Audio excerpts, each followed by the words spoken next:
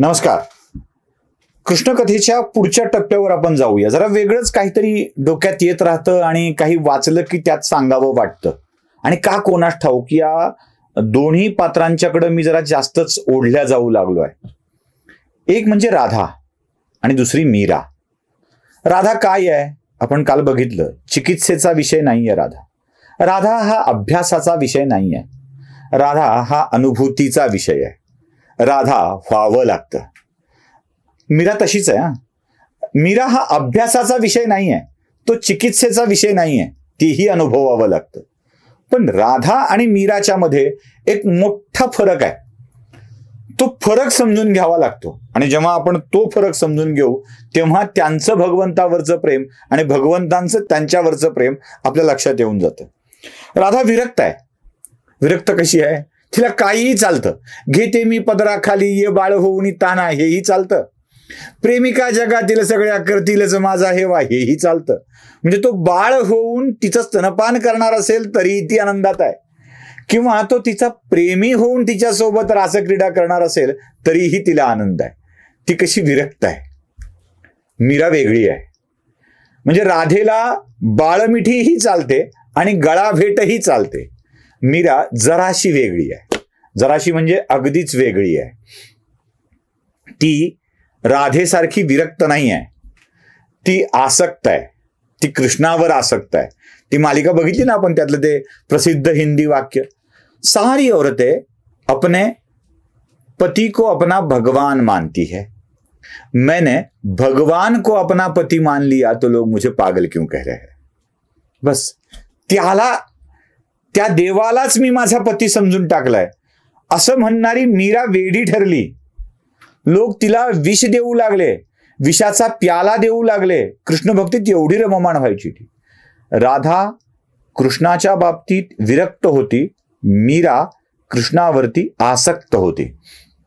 आता गडबड बघा, इथे पुन्हा अजून मोठी गडबड आहे. जी राधा विरक्त आहे तिच्यावरती कृष्ण आसक्त आहे. म्हणजे कृष्णाला राधेचं एवढं प्रेम, एवढी ओढ आहे की तो तिच्यासाठी काहीही करायला तयार आहे. म्हणजे जेव्हा सगळं संपतं ना, युद्ध संपलं, सगळं संपलं, पांडवांच्याकडे राज्य गेलं, बाकी सगळं झालं, तेव्हा कृष्णाला काही गोष्टी आठवू लागल्या. तो विचार करू लागला की आपल्या वीररसामधले या सगळ्या गोष्टींनी विरस करून टाकलाय. आपला रसच हरवलेला आहे. शंखनाद, नगारे, म्हणजे रासातील रस हरवून गेला आणि आयुष्याचं भागध्येय काय बनलं? तर शंखनाद, नगारे, तलवारीचा खनखनाट, बाणांचा सुसू आवाज, हेच सगळं कृष्णाचं भागध्येय बनून गेलं. हाच ध्येय भाग बनून गेला. कृष्णानं गीता सांगितली. गीता नक्की सांगितली. गीतेमध्ये श्रेयस काय आहे ते सांगितलं, पण प्रेयसाचं काय? ते कुठे राहिलं? ते राहिलं राधेच्या सोबत तिथेच वृंदावनात.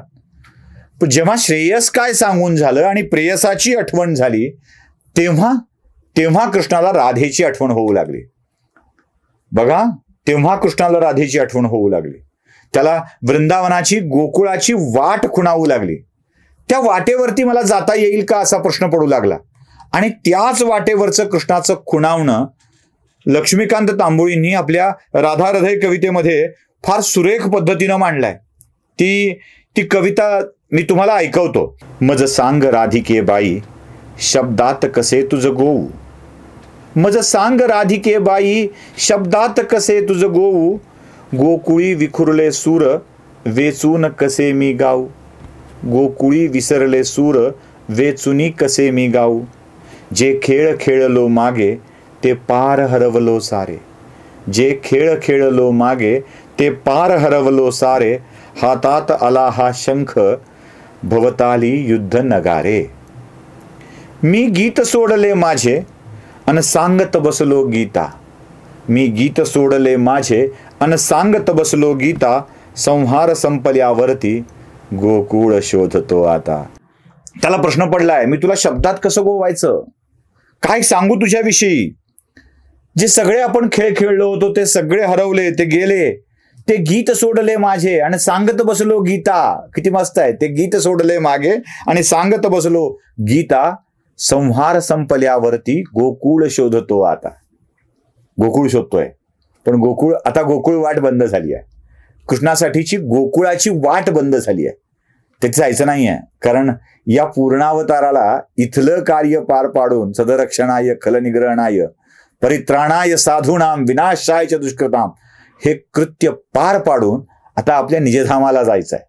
त्यामुळे गोकुळ वाटेत अडकून चालणार नाही.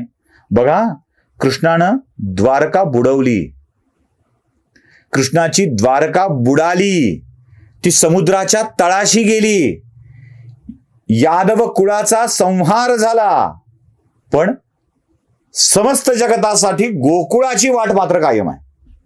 आजही वृंदावनात आणि गोकुळात त्या कान्ह्याच्या प्रेमामध्ये तल्लीन झालेल्या, मग्न झालेल्या, त्या रसात नाहून निघणाऱ्या अजूनही सापडतील. वीररसात कुणी नाहून निघत नाही. त्याच्या गीतेचा अभ्यास करणारे फार कमी सापडतील. म्हणजे मी त्याला कमी समजत नाहीये, फार कमी सापडतील. पण वृंदावनी वेणू वाजवत तो अजूनही उभा आहे याचा विश्वास लोकांच्या मनामध्ये आहे. आणि अजूनही वृंदावनात, गोकुळात त्याचीच वाट बघत, तो असल्याची साक्ष मनाला पटवत अनेक जण त्या वाटेनात असतात. द्वारका बुडाली, गोकुळ आणि वृंदावन मात्र कायम आहे. कृष्ण भलेही गोकुळ वाट त्याच्यासाठी बंद झाली असेल, पण त्याच्या भक्तासाठी त्यानं ती गोकुळ वाट खुली ठेवली आहे. म्हणून म्हणतो, राधा विरक्त होती, कृष्ण राधेवरती आसक्त होता, आहे ना. त्यामुळे सगळं ठेवलंय, तिचं सगळं ठेवलंय. राधा राणी अजूनही वृंदावनात आहे आणि ती कृष्णाची वाट पाहते आहे. आणि त्यासोबत तिच्या रंगात रंगून जाणाऱ्या प्रत्येकाला ती कृष्णाची भेट देखील घडवून आणते आहे.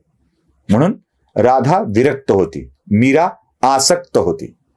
मीरा आसक्त होती कृष्णावरती, पण गडबड अशी आहे, ती त्याच्यासाठीच विरक्त झाली होती. सगळ्या जगाचा मोह संपला होता, काही नव्हतं उरलं. कुठल्याच जगाचा मोह नाही, राज्याचा मोह नाही, राजकुमाराचा मोह नाही, नवऱ्याचा मोह नाही, पित्याच्या राज्याचा मोह नाही. तुम्ही अमृत देताय का विष देताय याच्याशी देणं घेणं नाही. अमृताचा प्याला म्हणून द्यावा आणि ते विष निघावं आणि तेही मिरेनं सुखात पिऊन घ्यावं, यासारखी विरक्ती कुठे आहे? म्हणजे ती आसक्त आहे पण त्याच्यासाठी विरक्त झाली आहे. ही विरक्त आहे पण हिच्यावरती कृष्ण आसक्त आहे. काय गडबड आहे? करता येतो अभ्यास, करता येते चिकित्सा? नाही येणार. म्हणून म्हणालो, राधा आणि मीरा हा अभ्यासाचा, चिकित्सेचा विषय नाही आहेत. त्या फक्त आणि फक्त अभ्यासाचा नव्हे, अनुभवण्याचा विषय आहेत, अनुभूती घेण्याचा विषय आहेत. त्यामुळे तीच अनुभूती आपण घेऊया.